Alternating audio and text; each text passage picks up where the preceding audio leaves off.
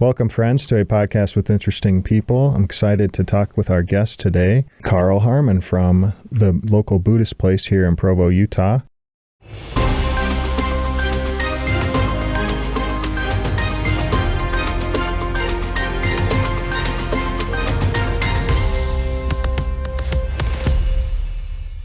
Carl, welcome to the show. Thank you. Thank you for having me. Yeah, you're welcome. I'm excited to learn about Buddhism because I don't know too much. I've been reading a couple of Thich Nhat Hanh's books, but it'd be great to actually connect with someone who's been in the practice for a while. So I'm excited to talk to you. So can you give our listeners just a brief, 1 to 2 minute overview of Buddhism if they haven't? I'm sure a lot of us have heard of it, but don't know much detail. A brief summary? Sure, I'd be happy to. And thank you for that introduction.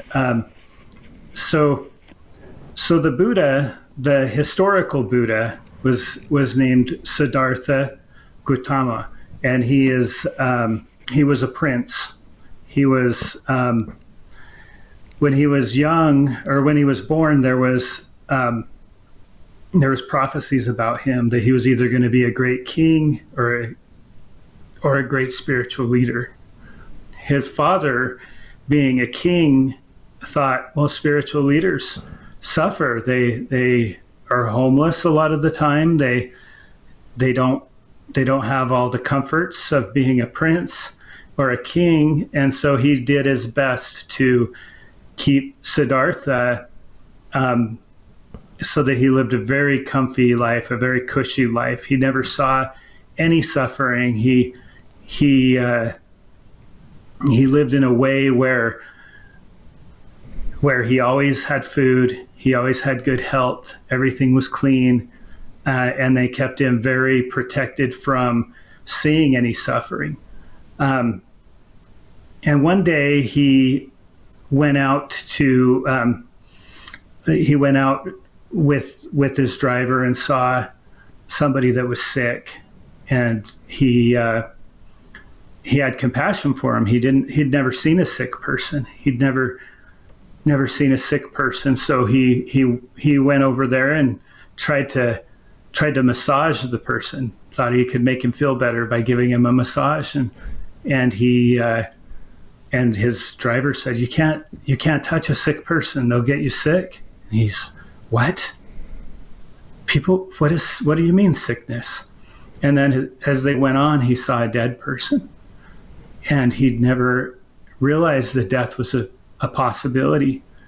And he was already a very compassionate person.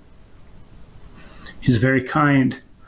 And he was a very thoughtful person already. And he decided that he wanted to find the end of suffering. There's a lot more to the story than that, but he decided he wanted to find the end of suffering. So he talked to his wife. He had a new child, Rahula, and his wife was very loving and compassionate and understanding, and she was always trying to help poor people, sick people, people that were suffering. And he told her, "I need to leave. I need to find my true path. I need to find the end of suffering. And when I find it, I will come back and I will teach it to everybody." And so he left and went on a journey, and he went to every teacher that there was to learn about meditation, learn their teachings, learn their different types of what they felt was the way. And finally, he even tried the harshest one, where he starved himself. He wouldn't bathe. He starved himself. He was eating, as they say, one piece of rice a day. They said that when he pushed his stomach in, he could touch his spine. And one day he was sitting in meditation and realized, when I starve my body, I can't get connected. I shouldn't make myself suffer to try to find the end of suffering. So he got up and he started walking out of the forest to go down to the city to beg. And this young girl, Sunjata, I think was her name, happened to be walking to the forest to make an offering of food to the forest gods. And so Siddhartha fell. He would have died if she hadn't come right then. And so she ran up to him and gave him a little milk. And he asked, "Can you please give me some more?" And she gave him some more, and his strength returned.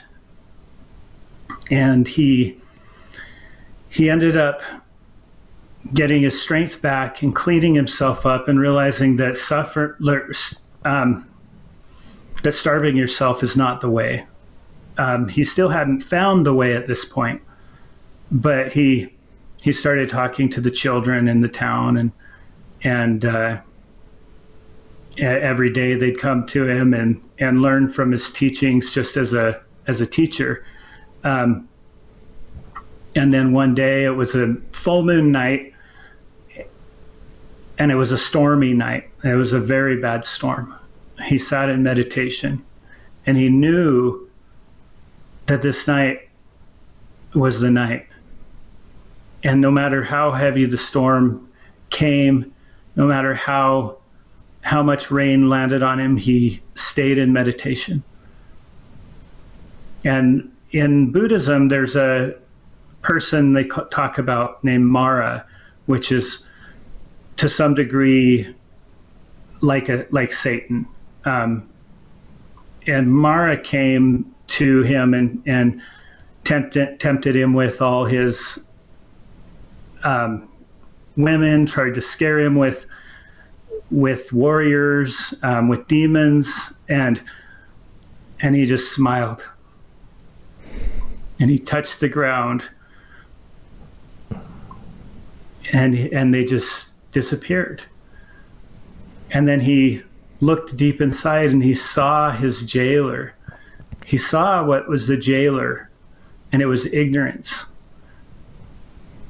His jailer was ignorance. And so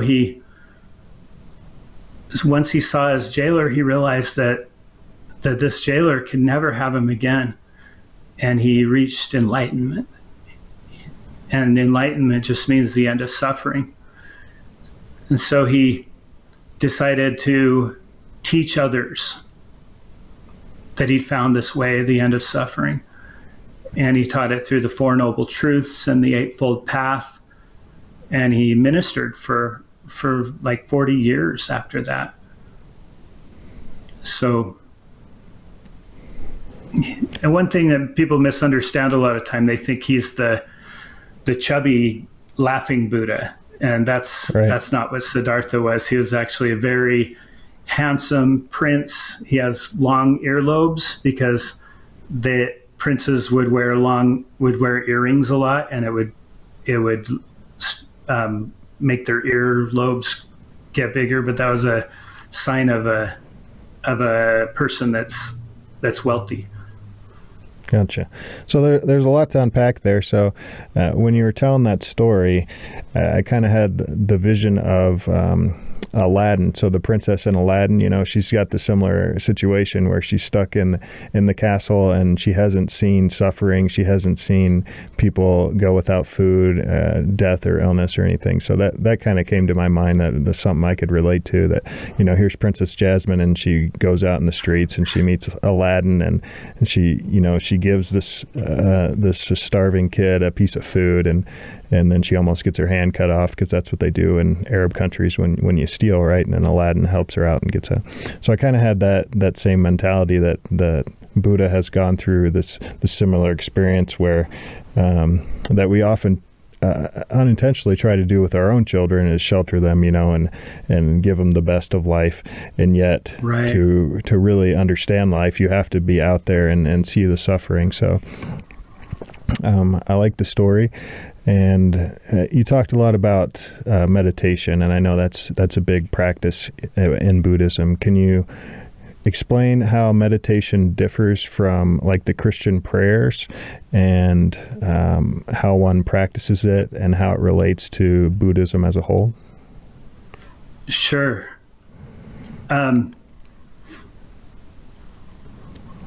So prayer, that it really depends on the person, because prayer and meditation can be like this. They can go together just perfectly. Oftentimes when I'm meditating, I mix it with prayer. Somebody once said that prayer is talking to God, and meditation is listening to God. Now, in Buddhism, we don't necessarily pray to a God, but we also don't necessarily not pray to a God. We find the stillness, and we listen to that. Maybe somebody might call it God, and that's okay. We don't cling to words. We don't cling to knowing. Once we think we know something, we try our best to let it go. With meditation, we try very much. You hear about the word mindfulness a lot, and mindfulness is being completely comfortable with the present moment, no matter what it is, finding peace there. If the present moment has a shoulder that hurts, then we experience that hurt shoulder. If it has happiness, we experience happiness.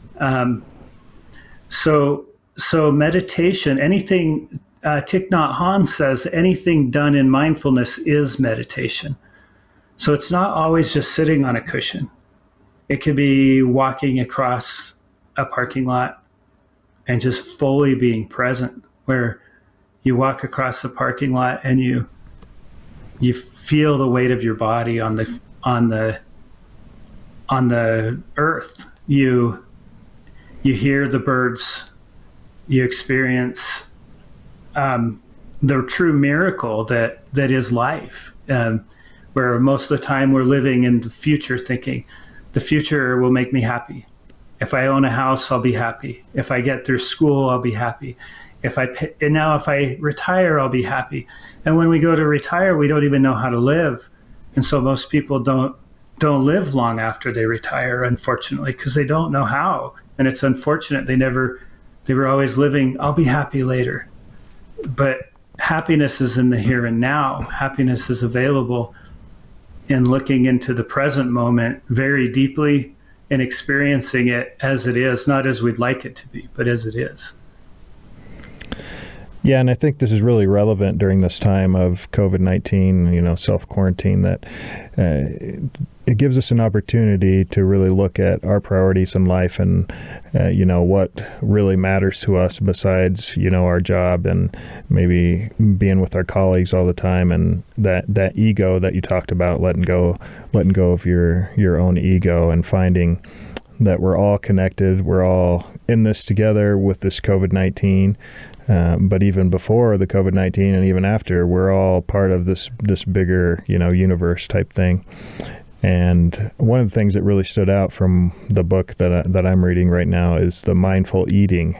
And I know that's a big problem here, probably anywhere in Western society. Is we have access to food everywhere, fast food markets on every corner, and convenience stores and all this stuff. And I really like what Ty said about enjoying your food, and how at the monastery that they actually have no other distractions when they eat, and they just focus on eating, and they might chew a piece of food for up to 30 times. And when I first read that, I was like, wow, 30 times, like I'm never going to get through this meal. It's going to take me an hour.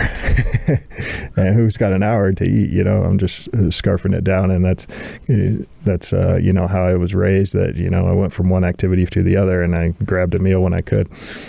And so I really like this idea of slowing down and seeing that, okay, this piece of food came from an animal or a plant, and I'm giving thanks to it, and I'm showing that respect and just slowing down. So like you said, having that mindfulness, just walking out. And with this quarantine, I believe that's kind of helped us with that we can slow down a little bit in our lives and spend some more time out in nature and see the beauty that's right there in our backyard. Any other thoughts on mindfulness? I'd like to talk about eating meditation. Great. So when I spent time at the monastery, at the Deer Park Monastery, and it's in Escondido, California. And the first monastery the Buddha ever was given was called Deer Park Monastery. So it's named after that one. And when we stay there, we get to learn from the monks and the nuns. And we get to meditate with them. We get to chant with them. We get to do working meditation, walking meditation, sitting meditation, eating meditation, and even conversation meditation. And when you're eating there, you stand in line, you bow to your plate, you bow to the food, and then you slowly take the food, and then we read the 5 contemplations, which is looking deeply into our food, seeing that our food doesn't come just from, most of us in this world, we go, it's my food, I bought it. Right. It's mine, I bought it, but we don't look any deeper than that. So what we look at is we realize the true miracle that I know I use that term a lot, but miracle is what it is, that we're eating something that contains the universe in it. It contains the sunlight, because the sun landed on the plants. It contains the rain because all water has, as long as water's been around, it's been rain, it's been rivers, it's been people. When I drink my tea that I have here, I make this water into a person for a little while. Yeah, they say that water has gone through, so many different animals and people by the time it gets to you. So that's right on. Right. So when you experience the miracle of it, I was one day I was doing eating meditation at the monastery, and I was eating my food and taking it slowly, like you said. And some of the monks, actually, they close their eyes as they eat, and they put it in their mouth, and they just experience the food and feel it. And you can actually feel the vibration of the food when you're eating it slowly like that, and feel it becoming you for a time. And I was sitting there eating, and I realized this body is so amazing. I have no idea how to make broccoli into a human, but my body does. It can make it into hands. It can make it into whatever my body needs. And so what I try to do when I'm at the grocery store is I try to look at the food, and I just sit and breathe with it. And I go, does my body crave this? Like, not from a craving to get a little sugar rush or something like that, but does my body really want to be nourished by this? And as I shop that way, I find that it leads me to a lot healthier food. And when I eat it, it makes my body feel good. It nourishes my body in a real good way that I can actually find that stillness in the meditation easier. My mind is more clear.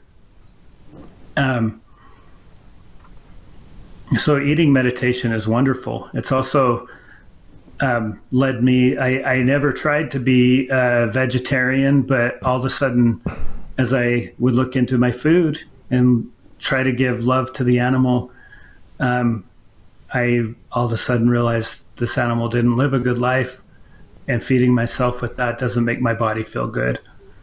It doesn't make me judge other people for being different. I never tried to be vegetarian. I just all of a sudden couldn't eat it anymore. And it's not because I'm trying to be better than anybody or anything like that. It's just all of a sudden I couldn't do it. It was strange, actually. I never would have expected that I'd be a vegetarian.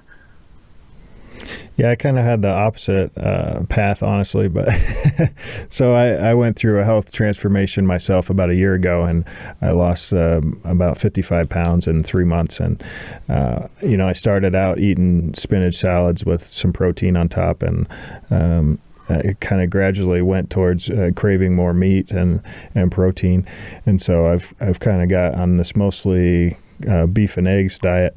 But to your point, understanding where our food comes from, I think is real important. And that's something that I've been trying to do recently is buying the beef from the local ranchers and not from these commercially raised cattle that have terrible lives because they're stuck in a pen all day or eating grains instead of the grass that they're supposed to be eating.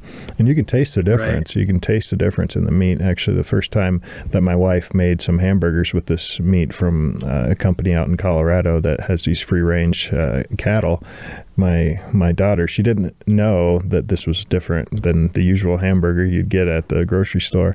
And she's like, "Mom, you did such a great job on these hamburgers. They taste so good."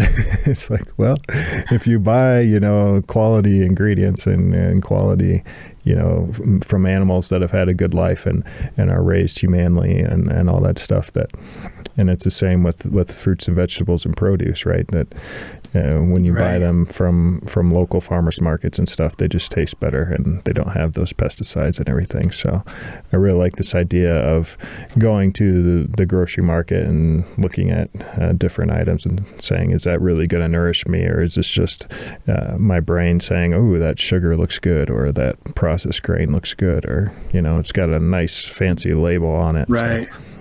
So I really like that idea. When I first started doing mindful eating, I actually did eat grass-fed beef and stuff like that, and I could tell a big difference. Kosher food that is what the Jewish people would eat is kosher food. The animals are supposed to have never experienced pain. They're supposed to not be killed in front of each other.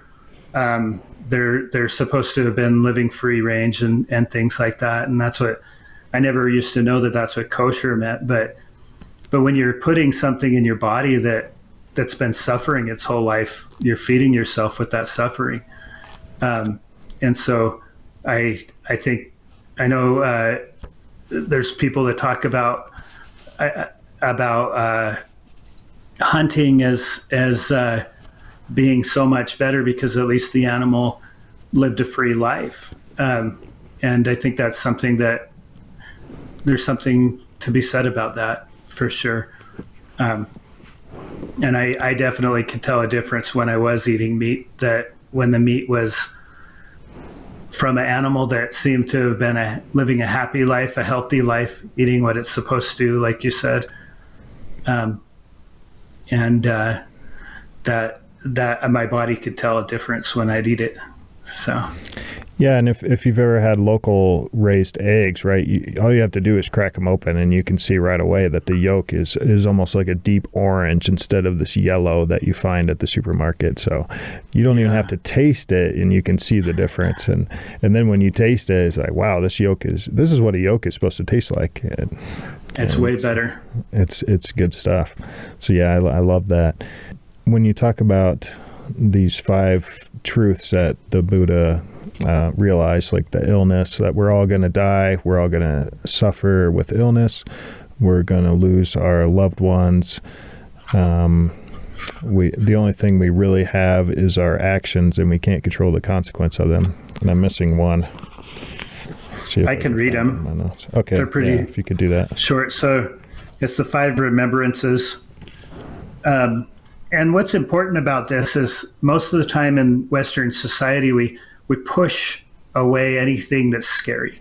We don't think about death until we're ready to die, or until we're closer to death, or we've experienced somebody else dying, and it's really painful because we haven't acknowledged that, yes, this is a potentiality. So the 5 remembrances remind us what reality is. The Buddha, when he reached enlightenment, realized that one of his jailers, or was his main jailer, was ignorance. And so the first one is, I am of the nature to grow old. There is no way to escape growing old. How many people, including us probably, try our best to act like we're younger than we are, or to, I don't know, there's a lot of people that we hate when our hairline moves up. We hate when, instead of being like, this is the experience I get. Yeah, embracing it. Yeah. I have the same hairdo. That's why I have this hat on, so it doesn't gleam in the whole bright light here. But yeah, nice. Just embracing I like your hat, though. Yeah, thanks. Number 2 is, I am the nature to have ill health. There is no way to escape having ill health. So when we get sick, instead of hating that we're sick, we go, okay, I'm experiencing sickness. How can I do the best I can to get better? And then when you experience it, then you go, okay, well, I can't think as fast. So I guess that's as fast as I can think right now because I'm sick. I need some extra sleep. I'm listening to my body. I need some extra water, whatever. And when you experience it fully, you'll find that you'll heal better because you're listening to your body. Yeah, my wife tells me that all the time. Like, man, you're so good at getting over illnesses because all you need to do is sleep. You just go in your room and you sleep for like 12 to 16 hours, and then you're fine the next day, or at least 50 to 75% better. So, yeah, definitely. It seems kind of hard to do sometimes in this day and age where we feel like we have to go to work or we have to do these things. But if we just take that day or two of rest and listen to our body, and that's what I really like about the Buddhist practices. It's being in the moment, listening to your body and your thoughts, and like you said, when you do that, you heal faster. Right, you sure do. Number 3 is, I am of the nature to die. There is no way to escape death. So, yeah, I think that's a big one for here in Western society. That a lot of the Eastern societies, Eastern cultures are a lot more comfortable with death and just the fact of dying. You think about the Japanese kamikazes and World War II and sacrificing themselves for a greater good and having that kind of bigger picture than just this life, that they're going to live after this life or be connected in some way after. So how do people overcome that fear of death? What's the best practice that you found to do that? Well, we look at it directly in the face. We look at our body right now and go, this isn't permanent. I could die tomorrow. I could die today. But I have this step. I have this breath that I could take in peace. I can experience the miracle one more time, right now, right in this moment. The monks actually have a death meditation, and I've done the death meditation, just not with a corpse, but they'll actually go and look at corpses to get themselves to recognize that they're gonna eventually be like that. And it's amazing because you think of it, it seems really morbid, but what it does, I mean, these monks and nuns are the happiest people. The only people I've ever met that are as happy as them are little kids. And it's because they're aware that this moment they still have. This moment we're in here is a wonderful moment. I'm talking to my new friend Mike, and this is a good moment. And anybody listening, we're having a good moment here. I hope you're having a good moment as well. So when we look into death, we experience death in our meditation. I've sat in meditation and just looked at everybody that I love and realized that they're not going to live forever. There's a death meditation where you actually watch the people die, watch their bodies decompose, watch them turn back into the earth. And you watch yourself do that. And when you're done with that meditation, you're like, what did I just do? And then you have more peace because you go, well, I have this moment. I've already experienced to the best I can of what death is. But I'm not dead. I'm here. I'm right here sitting on a couch and experiencing like the air on my hand, the air coming in my lungs and breathing out. And it makes you really appreciate this moment. Does that answer your question? Yeah, Did anything I like that, having the duality between life and death, right? That's really what life is all about. You can't have one side without the other, right? And so when you when you see someone else experience death or doing that meditation where you're seeing a corpse, then it helps you value your own life more. And I've noticed that with me too, with grandmothers or grandfathers dying. It's like, wow, this is going to happen to me. What am I doing to make every moment count and be mindful and present, like you said? So, and the one other thing that you said that I really liked was the monks and the nuns are happy, and the only other people I've seen are kids that have been happy, and I feel the same way, right? And Christ said the same thing, bring your kids forward, and he included them, and my own kids bring me a lot of joy. And they innately practice mindful eating. Like you don't even have to tell them, right? You'll give them a plate of food and they might only eat half of it and say, I'm full. Whereas us adults, we've kind of lost that, and we want to eat until, we're over full. So that's something I've been working on lately, is listening to my satiety levels and stopping when that fullness happens. So yeah, a lot of good techniques in there. And like you said about just embracing your fears. And a lot of us aren't living in the present moment. We're either depressed, which I've heard described as, the past. So we've had some past trauma that we're worried about, or we're looking ahead in the future, which is anxiety. And coming back to the center with this mindfulness practice and just realizing that we're having a good moment here talking with each other, that we're still breathing, that we're happy, that, there's a lot of other problems that we could be having that we're not, and being grateful. So yeah, go ahead and continue with your other remembrances there. Yes. So number 4 is, all that is dear to me and everyone I love are of the nature to change. There is no way to escape being separated from them.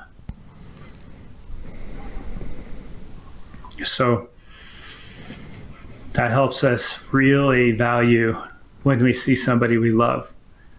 Right now we can't see everybody we love the way we'd like to. Sometimes my parents had their 50th wedding anniversary the other day. 50th. Oh, congratulations to them. Yeah. Yeah. That's a long time. And we could, yeah, I'm not even 50. Right. But,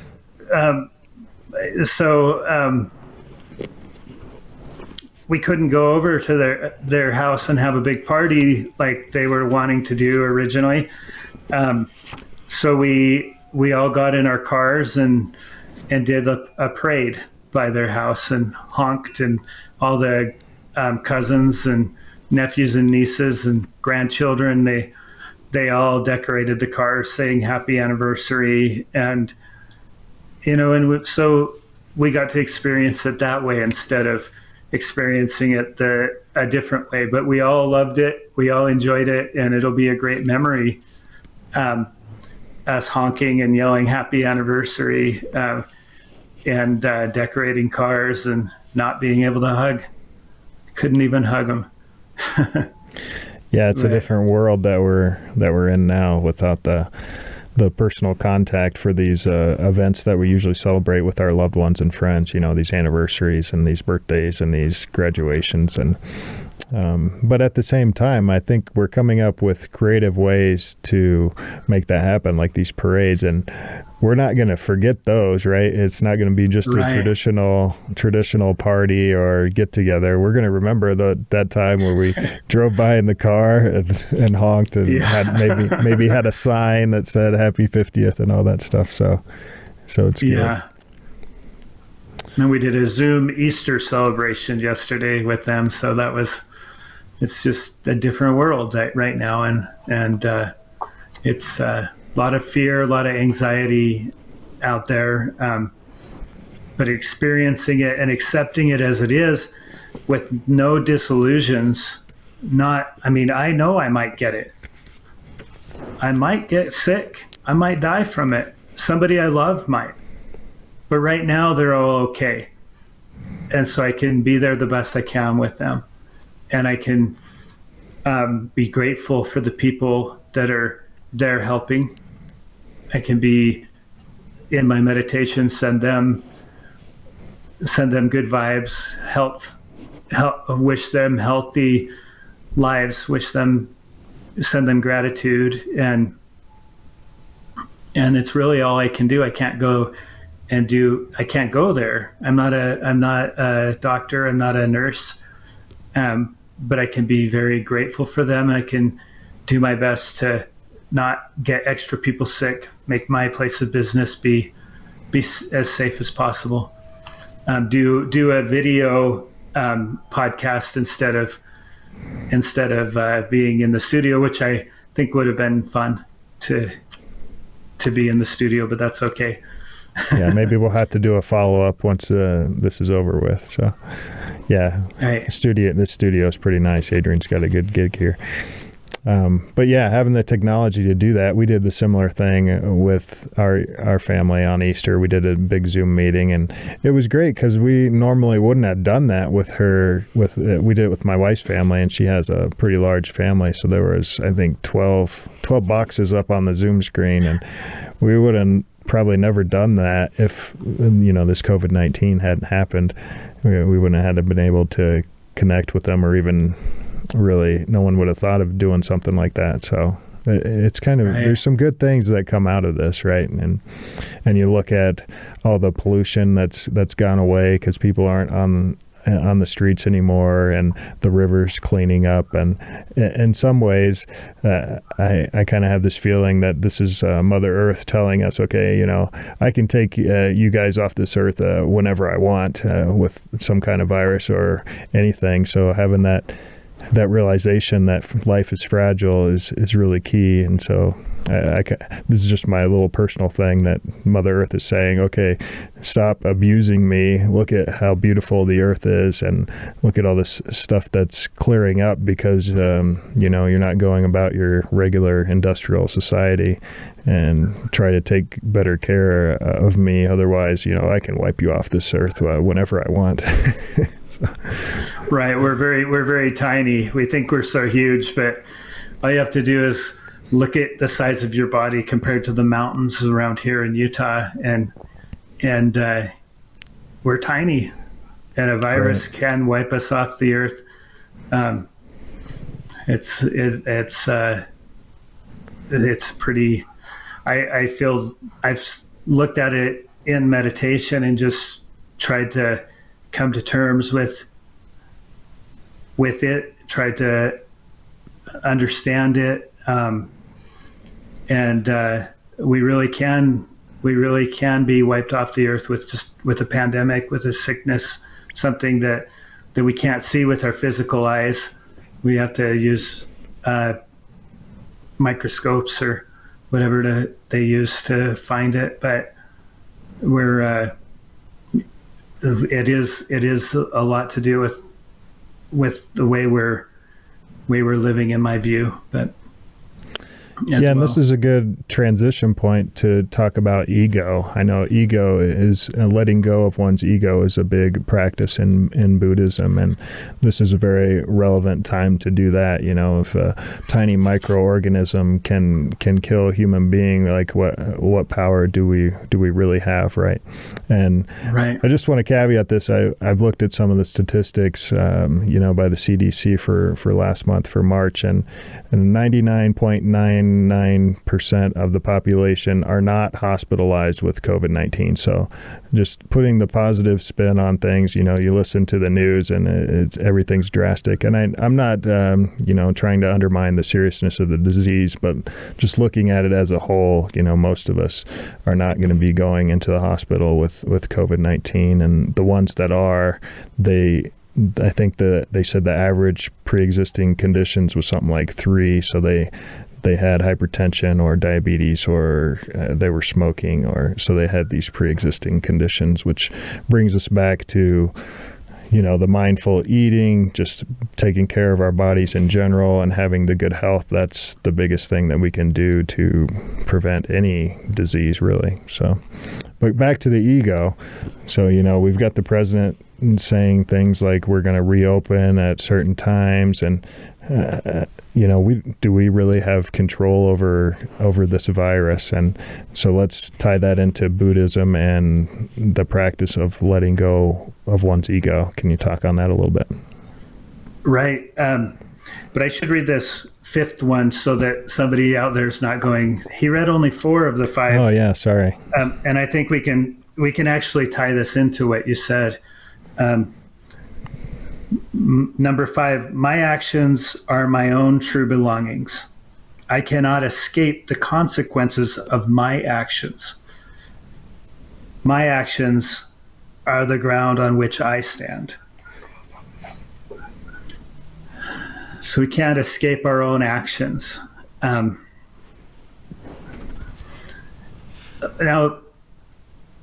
that's kind of the law of karma, where our actions create our reality. Karma is about bringing harmony into our world. A lot of times people they say the word balance. Let's bring balance into my life, but karma says that balance happens anyway. If I go up and I punch somebody in the face, they're going to either punch me back or they're going to call the police. So something bad will happen to me. But if I do something, if I only invite harmonious things into my life, like smiling to somebody, saying have a wonderful day, experiencing harmonious things that I want to have happen, then I'm going to have that. It's going to balance out it with things naturally. It'll balance out where since I've been living this way, I have the most wonderful friends in the world. I have the best people in my life that I've ever had in my whole life. And there's some of I never lived like this before. I never had such wonderful people around me. And it's the karma that I'm putting out, trying to live this way. And it's a practice. nobody just automatically goes, okay, from here on out, I'll be perfect. So, but we can practice perfection in this moment. In this moment, we can practice perfect love. That's why we do loving kindness meditations. That's why we do equanimity meditations. That's why we do even the death meditation. That's why we do all the different kinds of meditations. And sometimes we just sit and be. But the ego, since you mentioned the ego, is an interesting thing, because the ego is something that it's what we think we are, right? We think we're what a lot of people see when they see us. Maybe they see you as what you look like, what they might have a judgment against you automatically for looking a certain way. They might, we put people in boxes. A lot of time we see somebody and we don't like them because they remind us of somebody else that we didn't like in the past. Sure, and when you start talking to the person, they're nothing like that person. They just look like them. And so the ego is interesting, and it's my favorite thing to do with the ego is to try to meet it in meditation, try to talk to it, say, just find it, and find it in meditation, find the ego, and just see if you can even find it. It's empty. It's not real. It's a made up thing. Now that doesn't mean there's no such thing as the term ego, and that people don't get egotistical, and because we do. And what we do is we cause our own suffering. We live as this fake thing. The ego is like a reflection in the mirror that thinks it's real. And so if the reflection in the mirror thinks it's real, it's going to be very painful for that reflection when you walk away from the mirror. But there's no such, the ego is empty. It's not, it's made up of false things, false narratives, false, it's just not really you. What we really are is something that's intrinsically pure, and it's beautiful. Everybody is something that we call the Buddha. Everybody has a Buddha nature. It just means awakened one. Everybody has a light inside him. There's different terms for it. In yoga, they a lot of the time call it your inner awareness. In Christianity, maybe they call it your soul or your spirit. In the law of attraction, they call it your inner being a lot of the time. In Buddhism, we just call it our Buddha nature. But words fall short. What's really important is to stop, focus on your breath, and recognize you're not your thoughts. Your thoughts are trying to be you. They're trying to help. They're trying to help you figure out things, but your brain isn't you. You're something so much more intrinsically pure. And it's impossible to taint that. When people say, I have a black soul because I've done so many bad things or whatever, if you get so in touch with the present moment, you'll find that, and you look inside yourself, you'll find that, no, I have purity. How can I? I'm just a wave that thinks it's separate when I'm really the ocean. Yeah, a lot to unpack there, but talking about the ego, and that's the whole reason we have this podcast, is so we can get these different views from different people. And Adrian and I are both lifelong learners, and so we want to get that different perspective. And I always find it kind of one of my pet peeves is when someone on the news media points out that a politician has switched sides from one view to the other. And for me, that is a sign of maturity, right? That's what we're all doing in our lives. When new data comes, it's the same with science. When new data comes out to disprove something that we thought was true, well, we change that. That's the whole definition of science, is that it changes when new data is out and proves different things. So letting go of one's ego and what one thinks is absolute truth. That really resonates with me because, we think we know something and then we hear a different perspective and we're like, well, maybe I really don't know anything. And so I really like this idea of taking that moment, and you're not really the black sheep of the family. Maybe you made a mistake in the past, or maybe you made a decision that you regret, but that doesn't mean that in the present that you're going to make that decision again or moving forward. So, right. And the term letting go of the ego is as if the ego is there. So and it gets used a lot. Transcending suffering gets used a lot too. But there's nothing to transcend. There's no ego. So it's really finding what the ego really is, which is nothing. And I'm not about to tell anybody that they're wrong in their view of it, because they're where they're at. And also, my favorite Buddhist principle of all is one that's just, are you sure? Yeah. I'm not sure. I'm not sure of anything. That's what I love about how you said you're a lifelong learner. That means you admit, I'm not sure. I could keep learning. If you believe you're right, then you get this rigid view of that you're the only one that's right. And then you can't have peace, because somebody's going to walk into your life that's going to teach you something that you could learn from, and you're not going to be willing to hear it, and it'll cause you disharmony in yourself. Right. And another thing I want to go back on is that idea of the wave. So this kind of goes back to the life and death and the troughs and valleys that we have just during our life. And I'll kind of summarize it, and you can correct me if I'm wrong, but Thai teaches that the wave, as it's coming into the shore, it might build up steam and have these gigantic, 12-foot waves and be really great. And then as it gets towards the shore, the rocks bring it down, and it comes down, and it's kind of like the ego, right? That you're like, wow, I'm awesome, I'm really high and great and powerful, and then the rocks crash down, and you're like, wow, I'm the biggest wave ever.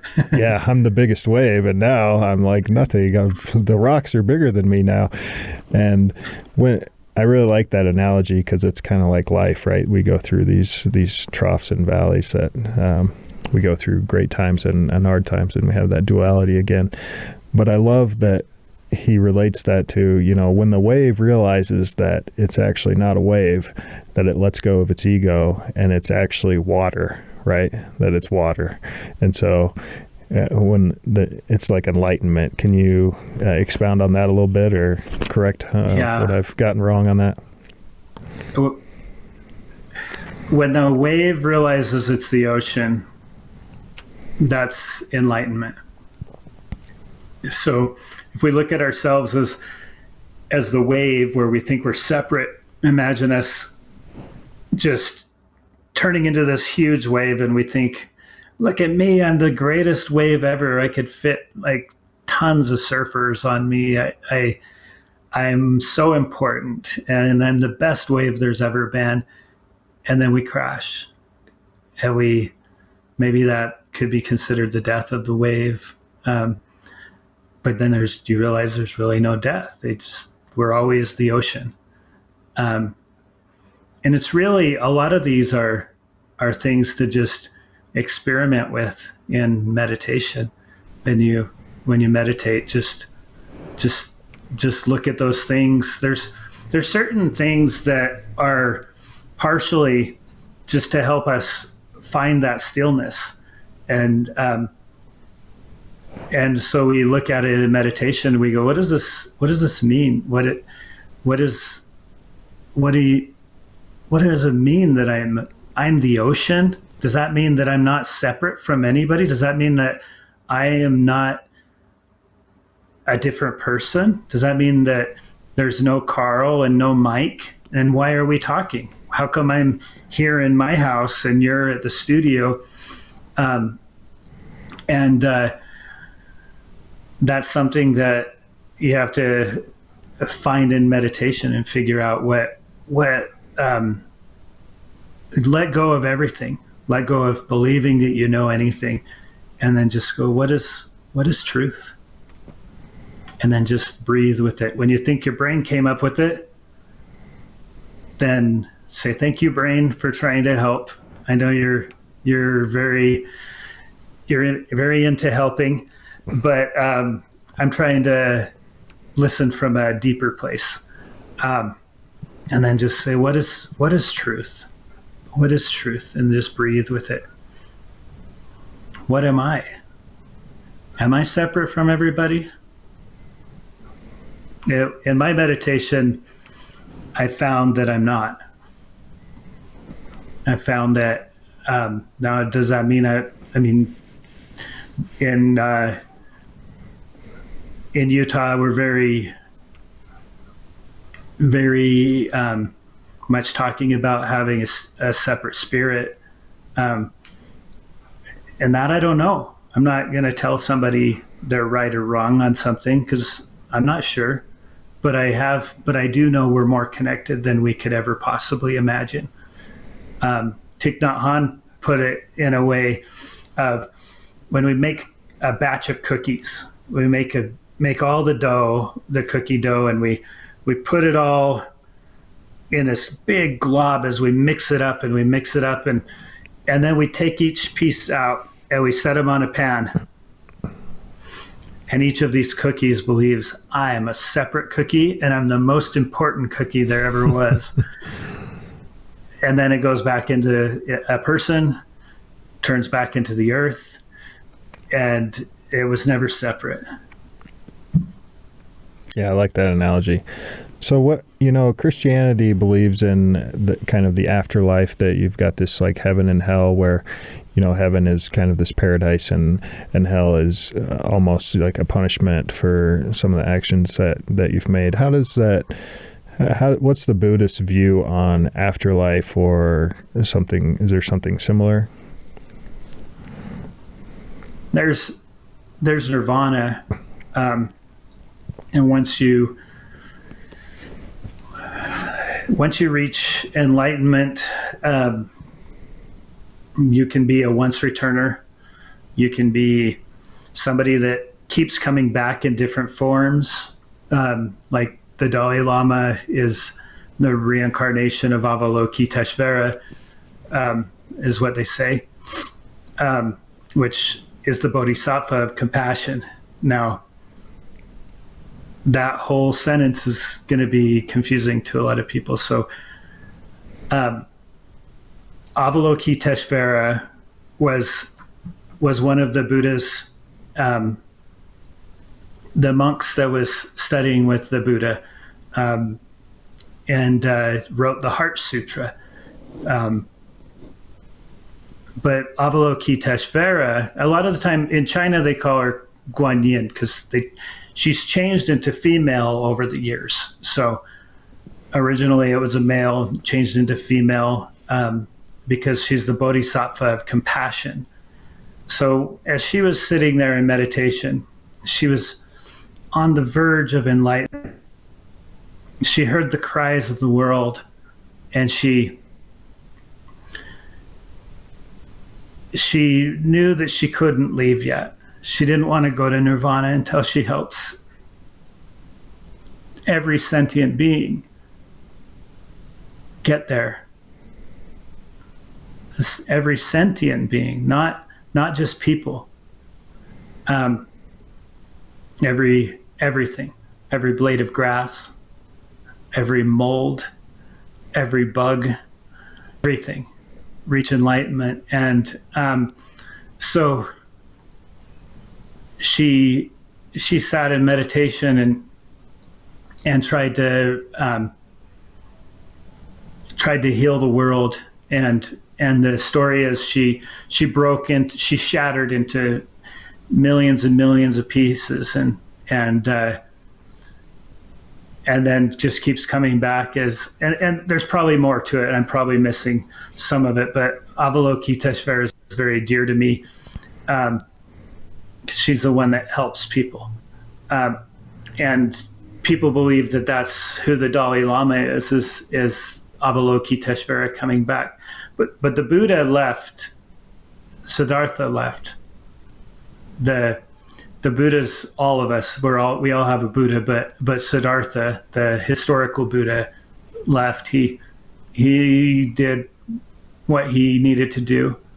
He'd experienced thousands and thousands of lifetimes trying to get there, and he finally got there, gave us the path to the end of suffering,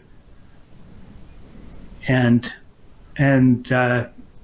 passed on and went to, you could call it heaven, I guess. So it's a reincarnation kind of until you reach like a higher state. Is that a good summary, or? Yeah,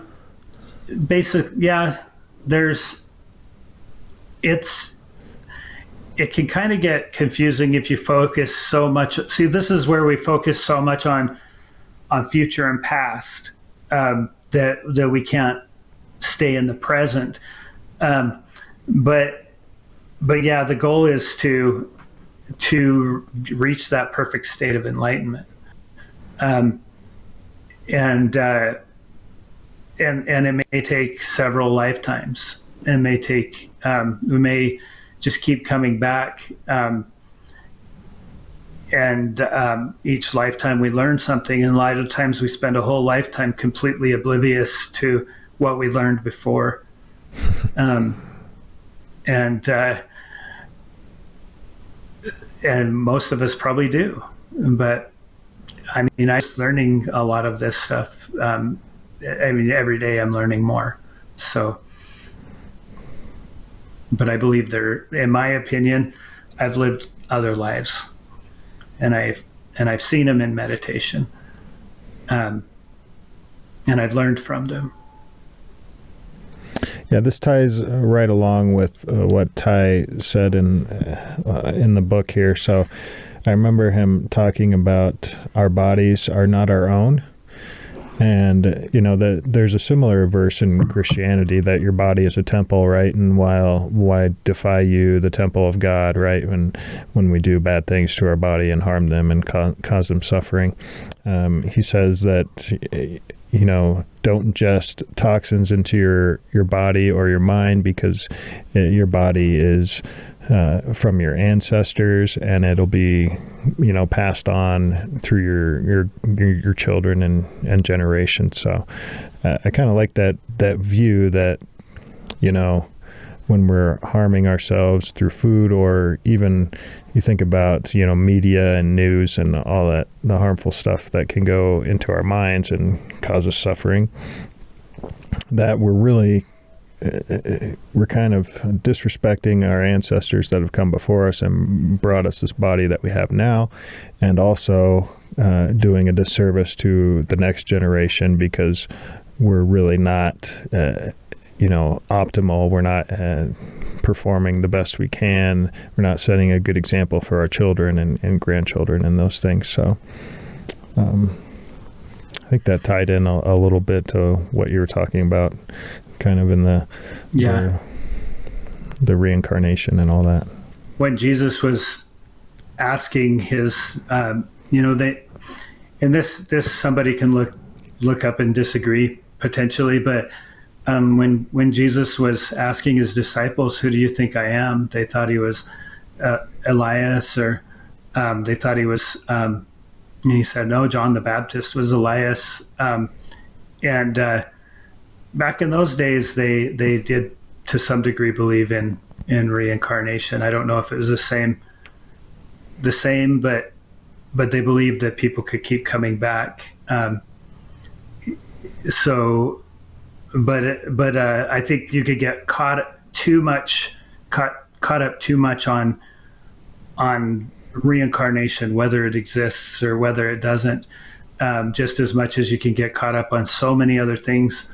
When with Jesus, people get caught up on so many things, and he told us that the most important thing is to love God with all our might, mind, and body and heart, and also to love our neighbor, and that's enough. We don't need to know much more about Jesus, but we get focused so much on, well, what about this one time he said this, and maybe it means this, and maybe this other time this.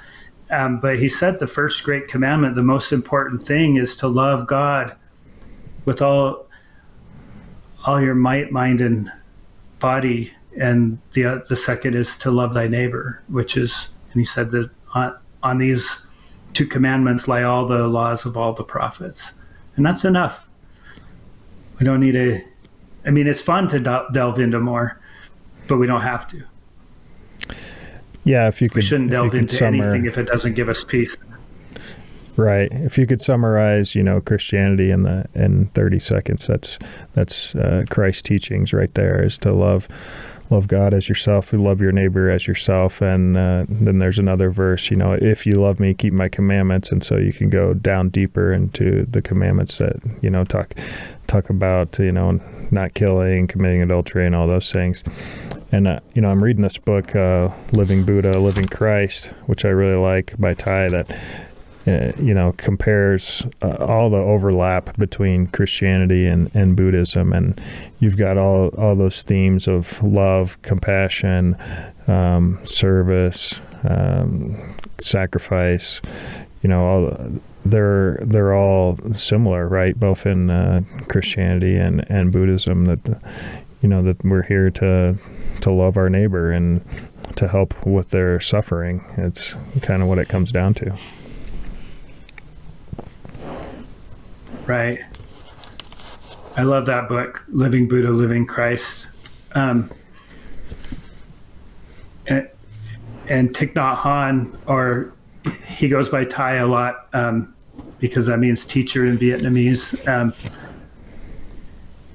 He said the reason he loves Jesus so much, as well as the Buddha, is if you love roses the most, if that's your favorite flower, and this may not be his exact words, but in fact, it for sure isn't his exact words, but if your favorite flower is roses, does that mean you don't like lilies?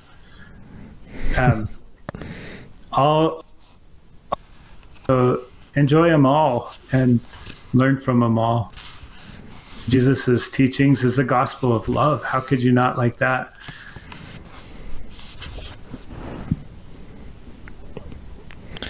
Yeah, and I really like bringing kind of the meditation part in, that, Christ taught, if you have anger or lust in your heart, then you've already committed those sins. And the Buddha is saying the same thing, that, you have to look within yourself and get rid of those thoughts, or, that anger that's in your mind, or the wars that are going on within yourself, before you can cure the wars that are going out, outside of yourself. So a lot of similarities there. Right. It starts in your mind. That's where all the suffering starts. So I kind of want to transition here and talk a little bit about your journey and what got you interested in Buddhism, and what you've learned along the way, and how your life has changed, and a little bit about where you're at now on your journey. Yes. So my journey starts with, I suffered a lot of depression. I was an alcoholic. I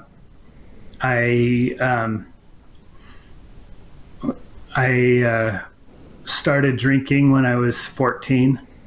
I had a friend that, as I was a teenager, she was a very close friend that I loved dearly. she committed suicide. She was only 14. Wow. And I had a lot of depression. Nobody in my family knew how to help. And people didn't talk about mental health back then like they do now. So I got in the habit of drinking because it was the only thing that helped me back then. And I spent a lot of years drinking and not facing it, a lot of things. And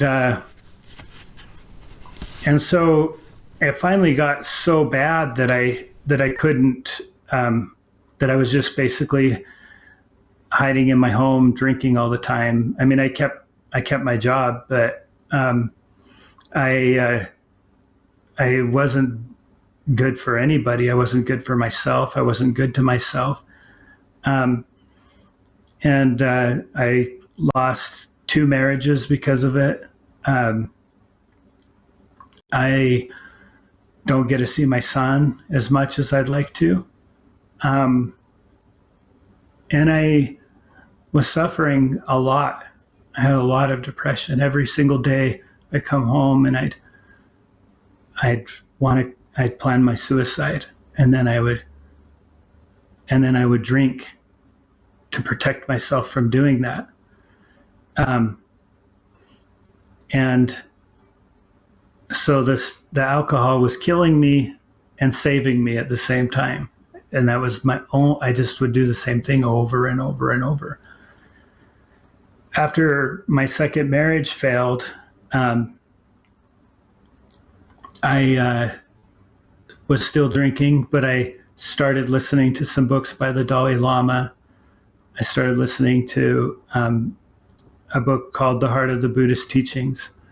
And I listened to The Power of Now with Eckhart Tolle, which is a very good book.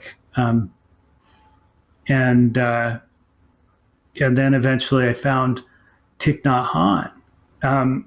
And I just couldn't stay sober, no matter how many of these spiritual books. I read all of the Bible, the Old Testament, the New Testament. I read the Quran. I read the Tao Te Ching. I read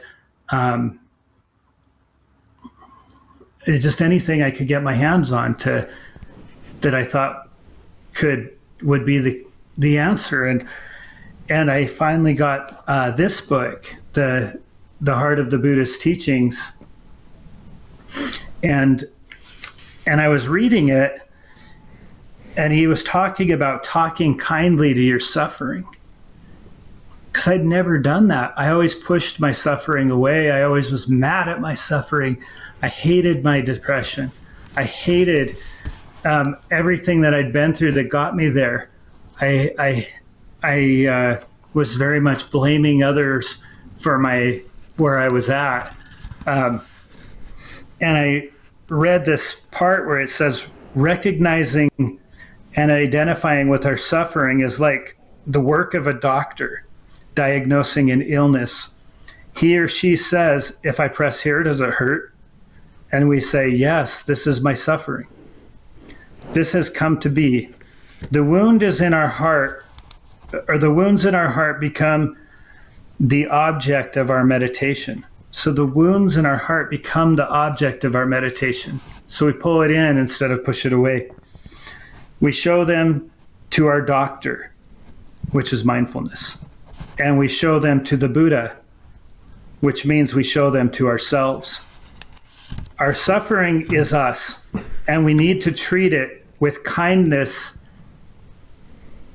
and nonviolence. We need to embrace our fear, hatred, anguish, and anger. And then he says to talk to our suffering like this. He says to say, my dear suffering, I know you are there. I am here for you, and I will take care of you. So we stop running from the pain and start talking directly to the suffering. And as I did that, I stood in my kitchen and I closed my eyes, and I was hurting so bad that day. And I said, dear suffering, I know you're there, and I am here for you. Whole life changed because I took it, because I started being with it and sitting with it kindly and asking, what are you trying to tell me? Instead of, how dare you be here? You hurt when you're here. I was like, what are you teaching me? What are you trying to teach me? And I found that when I look into my fear, there's love behind it. Fear is trying to protect me. When I look into my anger, I find love behind it. And these emotions are meant to be felt. They're pointing you to peace. But when we push them away, they keep coming back. They're like, listen to me, I'm hurting. And you go, no, I don't want to talk to you. You're hurting me by being here. You're painful to listen to. And then it comes back and knocks louder. It's like knocking on the door. And it's like, no, you need to hear me. You cannot stay in this abusive situation. You cannot stay in this job. You cannot stay at whatever it's trying to teach you. Or you can't let somebody treat you like that. It's not okay. Whatever it's trying to teach you is trying to teach you peace. And so as we pull in our emotions and talk to them kindly, Thich Nhat Hanh says, if we get angry at our anger, then we have two angers. If we get angry at our sadness, then we have sadness plus anger. So we need to look at our sadness and go, what are you? Of course I'm sad. I lost somebody that I love. Of course I would be. And Jesus said to, blessed are they who mourn, for they shall be comforted. It's the same thing. Feel your emotions as they happen. Yeah, and mourn with those, right? And help others with their emotions as well, right? Be kind, right. And not. That's something that I'm working on as a parent, that I might not feel some emotions that my kids do, but just trying to understand that they might be sad about something or angry about something, and just comforting them and saying, yeah, I see you're upset about this, and talk to me, instead of, yelling at them. And I've been guilty in the past of telling my son, why are you crying? Like, I don't understand. Like, why? Instead of trying to understand, what he's going through. So yeah, there's a lot to unpack there too. But one thing that kind of came up to me when you were talking about, facing your emotions and your fears and all these things that were happening. First of all, that's very brave of you to talk about that story. I know I've gone through depression as well. And actually with this diet change last year, that really helped with that. Diet has a big effect on your mental health, more than I think we realize.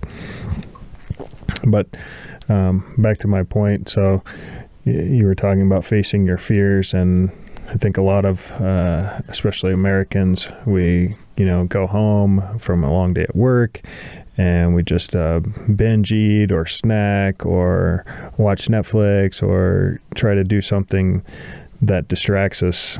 For you, it was, alcohol, that we're trying to do something that distracts us from those emotions that we have. And I think that's what the key things about Buddhism is, taking that time to breathe, to focus on the current moment, and like you said, to face those emotions and actually work through them. And Adrian and I, we've had a lot of mental health professionals on the show, and just being open, taking that first step to talk to someone about these things is key.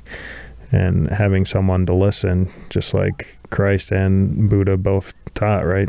To have compassion and understanding to those around us. So, for anyone struggling out there, just take that first step and share it and face those fears. And be there for yourself. Have compassion for yourself, that it's hard. Yeah, we're all in this journey, right?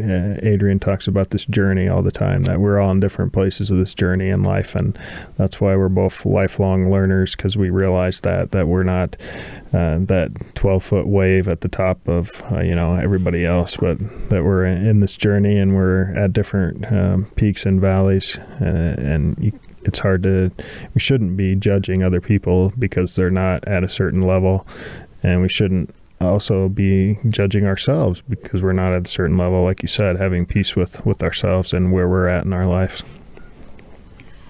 And also judging people that we perceive to be above us.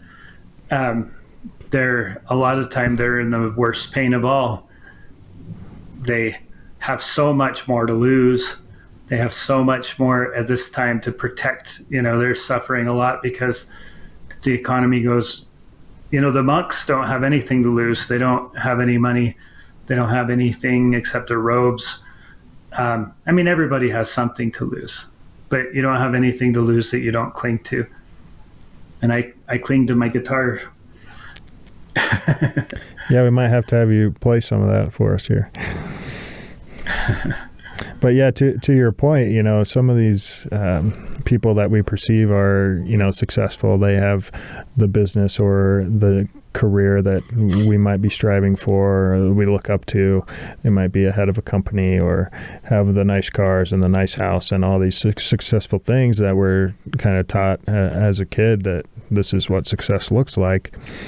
But they might be the most unhappiest of all, right? Like you said, right. They might not have, maybe they had a passion for being an artist when they were a kid, and they never were able to fulfill that because they went off and chased the money instead of their own passion. So they still have that seed in their heart, and they're not happy because of that, or maybe because they spent so much time pursuing this goal that their family suffered or their relationship suffered, and so those things that are really dear to us, they lost those. So right, they lash out on others, perhaps. The Pink Floyd "The Wall" is a pretty Zen story, where he's slowly putting bricks in the wall until he starts with drinking and sex and everything, and putting up this wall, and eventually he becomes a fascist regime leader, and by the end of the movie they're saying, "Bring down the wall," and each one was just him he was trying to protect himself. And we build up these walls, and it was the ego trying to protect itself. If he would have really looked inside himself, he'd realize that all that was not it was all ignorance. I didn't think I was going to talk about Pink Floyd today, but I like it. Yeah, it's good.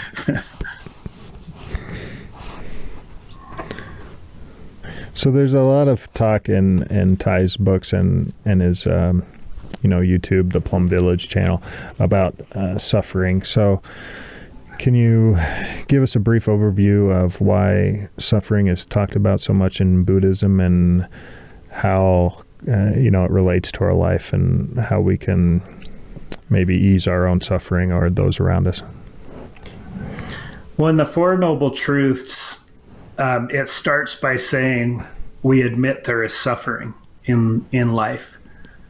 Now, it's pretty interesting that that's the first noble truth. Life has suffering. You can't live life without suffering. Now, the reason that can help give us peace is we already acknowledge it. It gives us more suffering to pretend that we don't have suffering. If we think something's going to last forever, it's going to cause us a lot of pain when it ends, and everything's going to end. Everything's going to change. And so in the Four Noble Truths, it says life has suffering. And then it said, number two is there's a reason for suffering. And number 3 is there's an end to suffering. And number 4 is the Eightfold Path is the end of suffering. And then the Eightfold Path has oh, I have it right here, actually.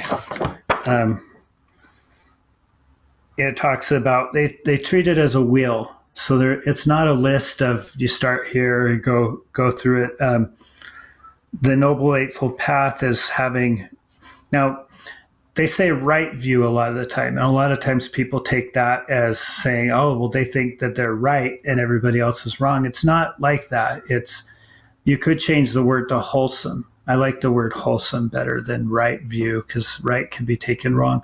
So number 1's right view or wholesome view, wholesome intention, wholesome speech, wholesome action, wholesome livelihood, wholesome effort, wholesome mindfulness, and wholesome concentration. But with suffering, any of the things in the Eightfold Path, if we're not doing them in a wholesome way, like view, for instance, the first one, right view or wholesome view. If we have an ignorant view, we're going to cause ourselves a lot of suffering. If we decide we're going to invite prejudice in our life, that doesn't just cause suffering to the people we're prejudiced against. It causes suffering to us for being prejudiced, probably more than anybody. Right livelihood, there's certain jobs you cannot have peace and do. There's certain jobs that you cannot. I'm not about to say what I think those are, but you can imagine there's some certain jobs out there that are very hard to have peace if you do that job. If you were hired to torture people, you are not going to come home and be able to have a nice meditation practice and find peace. Right. Right speech. If every time I talk, I make sure I boost myself above everybody and lower everybody else, that's not going to help my peace. So I want to have wholesome speech. I want to say something that's true, something that's kind, and I want to practice listening. I'm going to interrupt you here, but that's okay. There's a page here in the Heart of Buddhist Teaching from Thai that goes right along with this right speech that I really liked as a practice. And he basically says, if you're not in the right frame of mind, if you're having feelings of anger or something, and you're trying to do that right speech or compassionate listening, and it's not the right time, just to say, dear one, can we continue in a few days or a few hours? I need to renew myself. If your way of speaking is causing unnecessary suffering, then it's not right speech. And words that damage or destroy are not right speech. Use only loving speech. If you're not able to speak calmly, then don't speak that day. So that really stuck with me. It's like, wow, just it goes back to, Bambi Thumper saying, if you can't say something nice, don't say anything at all, kind of thing, right? And it's hard to do. It's one of those things that's easy to say, but hard to do. So what have you found in your practice that's helped you be aware of right speech and to be compassionate listening without, like you said, kind of putting yourself up or saying, interrupting like I did and putting your 2 cents in? Well, you heard me, so that was right listening.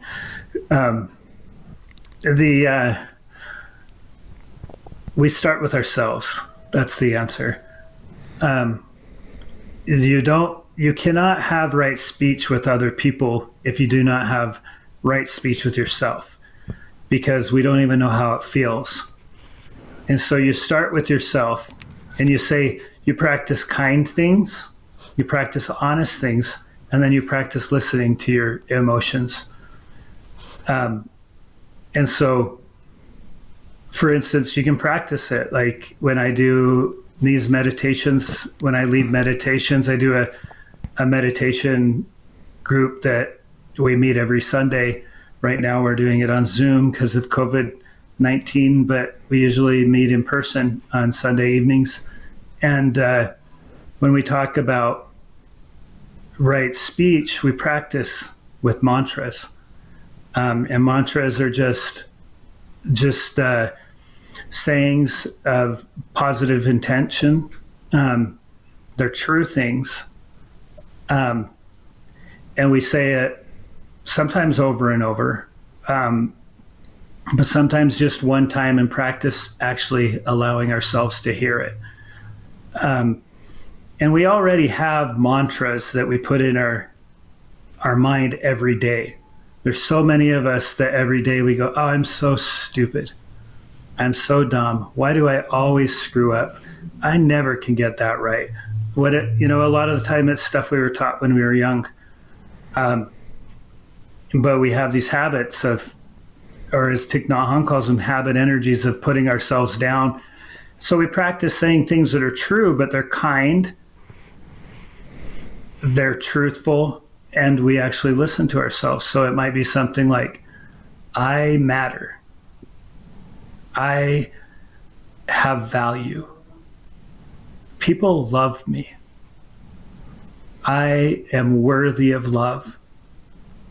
But each time we practice feeling that and allowing ourselves to feel it. And notice when you can't feel it. Notice when you have this reaction of, I don't want to give myself a compliment. People worry I'm going to be cocky if I say things. So we say true things. Cocky is different. Narcissism is different than compassion. Compassion, we start with ourselves, and then it's easy to say kind things to other people because we know how it feels. Yeah, I like that. And then we don't want to say anything else. Right. Yeah, it's already there, right? You got to start with yourself and your own thoughts and how you treat yourself. And that reminds me of, I'm reading this other book by Shaman Durek, and he has a similar practice that he says, talk about yourself the way that you want to see yourself, and instead of putting it into the future, put it in the present tense, right? So say, I am fill in the blank, right? So if you're working on, studying or being smart, and you say, I am smart. I'm doing great at math, or you're putting those words into basically manifesting them to being. And I think that's similar to what you're saying, that when we're complimenting ourselves, that is who we become, when we do it enough, and it's the repetition and that's just kind of how it happens. So I really like that. What about the listening part? How can we be better listeners? I know that's a big thing in Buddhism, and that Thai talks about listening even maybe for hours if somebody is going through some kind of suffering. How can we train ourselves to do that? So we practice listening to hear or actually listening to understand, not listening to reply. When we listen to reply, then we don't learn anything. But when we listen to understand, then it builds compassion in us. And the best person you can listen to learn from is somebody that usually would really rub you the wrong way. And just listen to them. And they may say some really wrong things, but just listen to them compassionately and try to find the goodness in it, because everybody has goodness interwoven in their perhaps wrong speech. but those are the places where you can really, if you can learn to see compassionately to people you disagree with, you become their friend and you can tell them a different way, and they may go, oh, I never heard it. But if you go by our politicians' standards, they're always just listening to figure out a way to misinterpret what everybody's saying. And so, like, you could say the most kind, you could be a politician and say the most kind thing possible, and they'll take one word out of it and say, look at him, he just said something terrible. And they try to catch you on it. It's people purposefully misinterpreting things. Right. They're trying to take it out of context, or, find the one mistake that you made in the whole, speech. So yeah, I like that. Just listening to understand, and not to reply or to rebut, to be a bit rebuttal. Really like that. Right. Okay, we've talked about a lot of stuff here, and we could probably go on for a lot longer. But before we go, I want to ask you, when you went to the monastery, what are 2 or 3 things that really shaped your life, or 2 or 3 lessons that have stood with you and that might help someone else out there?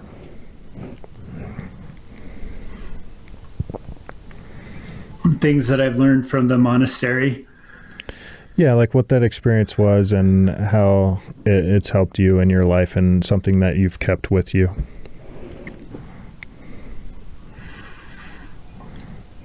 So I talked about the eating meditation. That was very helpful. One of the things that's back to the food portion of it is when the monks are cooking the food, if they said that one of the most important ingredients is to have love when you're cooking Nice. it. If there's a monk that's in a bad mood, he will not cook the food, because he doesn't want to put that kind of karma into the food and have it go into everybody's bodies. And perhaps than restaurant food most of the time. Or you get a good chef, they really care about the food. That was interesting. And I try to really be conscious even when I'm cooking my food. I don't do everything perfect. I don't want to give anybody that idea that I am acting like I do. But when I do stop and give and put love into my food as well, it really does taste better. The other thing I experienced the first time I went to the monastery is the collective energy. How there's a lot of the time we think we're alone in this world, but we're really never alone. We're connected to everything. But the collective energy, we were on a walking meditation one time, and there was probably about 60 people walking together silently and slowly. And when you do a walking meditation, with every step, you think, I have arrived. I am home. I'm here in the now. And perhaps other people have different mantras, but you try to be there in the moment as you're walking, and you walk slowly and intentionally, and I just peace like I'd never felt. I had no pain, and I realized that this collective energy that you can feel with other people that are doing the same thing, you can really be there for each other, even without words, because everybody's there with each other, but walking peacefully on this earth. Walking peacefully on this earth is a miracle. Walking peacefully or as Thich Nhat Hanh likes to say, being peace. When I was there, as there are so many people that are that go there that are going there in a lot of pain, and they're looking for peace, and they find it there in that little retreat. And these monks hold this special place where people can go on a retreat to, and you can just take a break from your regular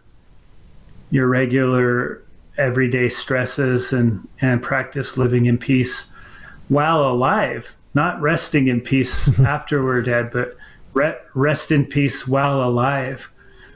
And silence is there's stillness in the silence, and it speaks very loud. It speaks.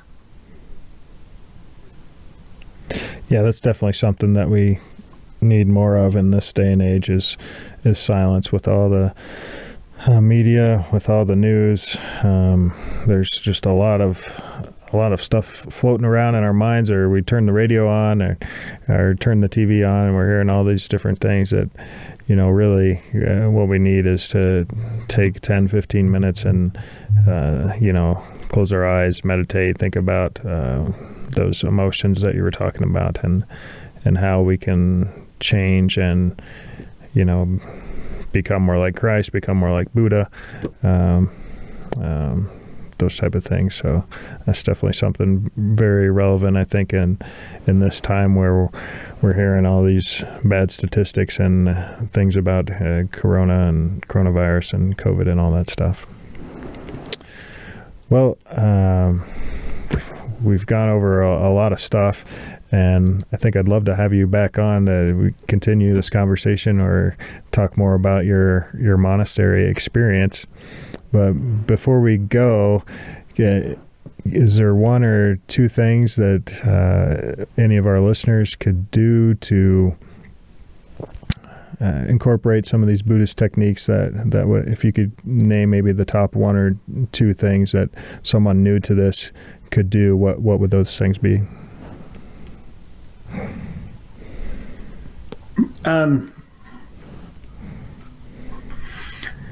Just to stop fighting with yourself.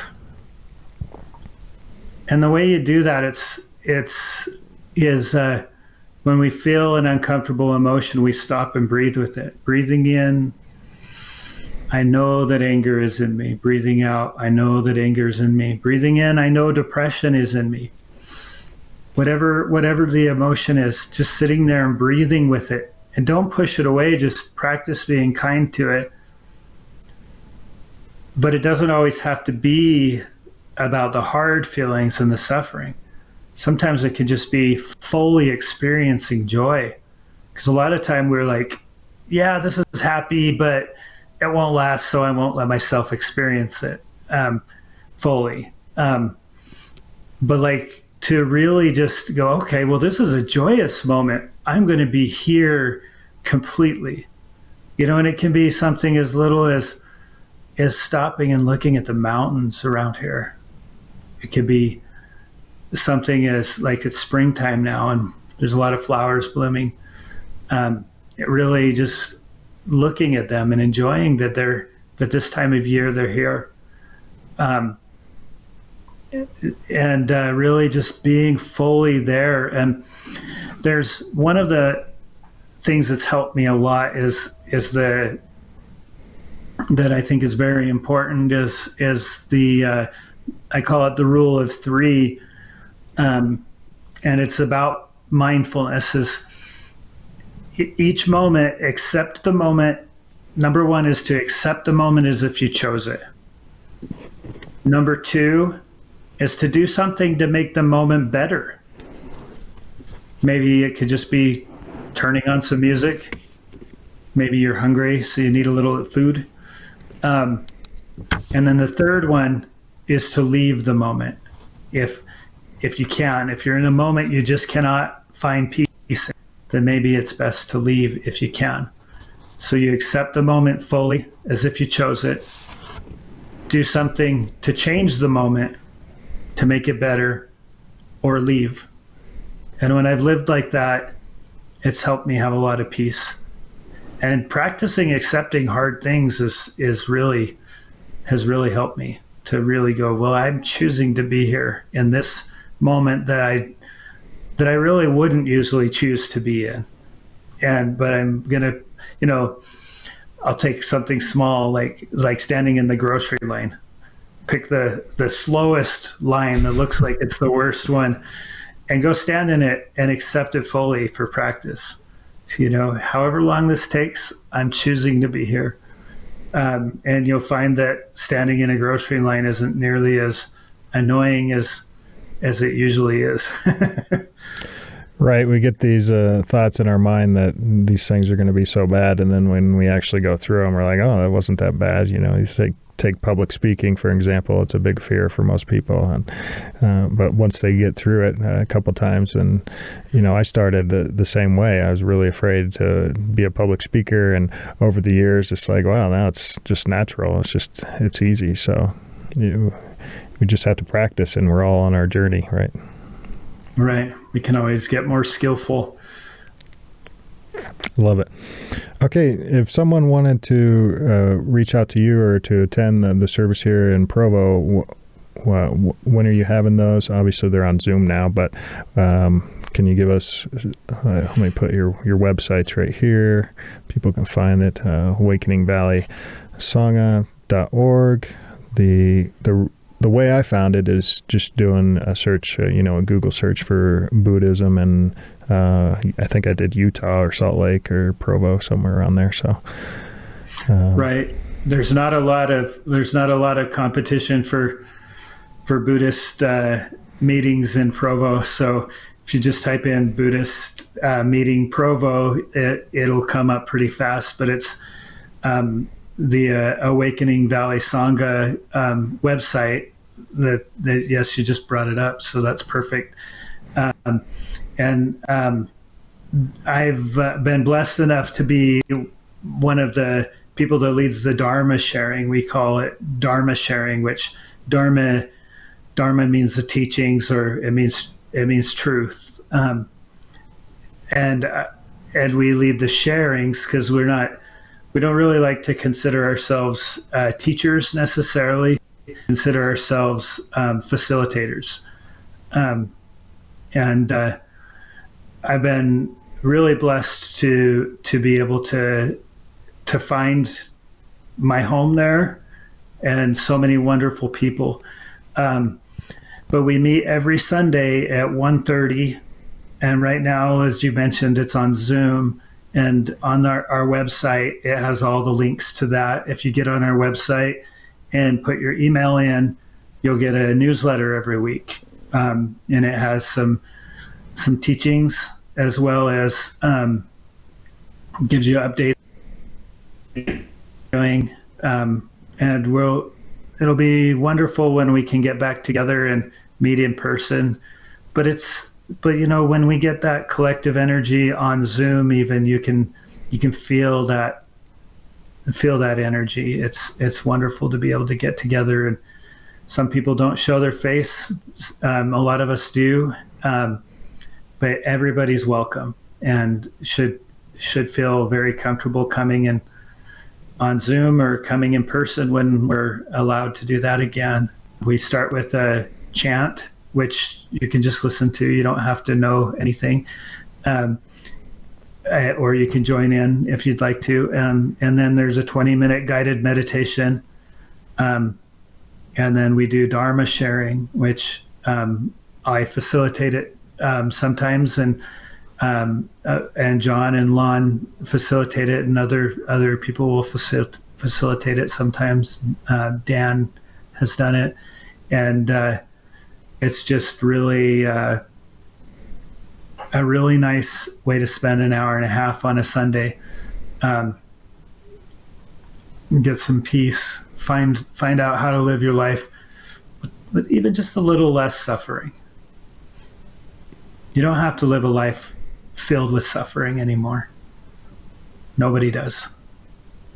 Yeah, I like that. And like you said, there's a collective energy, no matter what denomination of faith you go to, that you have that energy. You can feel other people's energy and their love and compassion. And, that's, I attended one of your services and I really felt welcome. And you had some hot water there and some tea and cups, and you had a manual there for those that were new and didn't know the mantras and things. So I felt that was really nice that you were welcoming to the new people. And then I believe you even had a session where a time where people could share something themselves, and so it was very, very inclusive and not just like a pastor or a teacher teaching the whole time. So I really like that. Okay, great. Carl, it's been great talking with you. Yep. Go ahead. I would say, yes, we really enjoy hearing people's experiences, and people get to share when they're there. And I appreciate your view on how welcome you felt. People should feel welcome, whether they're Christian, whether they're atheist, whether they're Muslim, no matter where they come from, they should feel welcome to come and practice with us. It's just practice. It's not it can help anybody's spiritual path with wherever they're at. They don't have to become a Buddhist practice than it is a religion anyway. It's a way to end suffering. But I do need to say that as somebody that's a facilitator at Awakening Valley Sangha, I don't speak for the whole Sangha. Okay, it's been great talking with you. I think we're going to have to do a follow-up because there's just so much to unpack in Buddhism, and I'm still learning a lot about it and trying to incorporate a lot of the mindfulness into my life and seeing it help with clearing up, anxiety, depression, and just peace and suffering in general. So we'll have to do this again sometime. Yeah, I'd love to. Great. All right, viewers, just remember to breathe in, breathe out, live in the present moment, and ease the suffering of someone else around you. Listen compassionately, and if you're going to say something mean, try to catch yourself before you do that so that you don't cause someone else some suffering. So thank you, Carl, and until next time.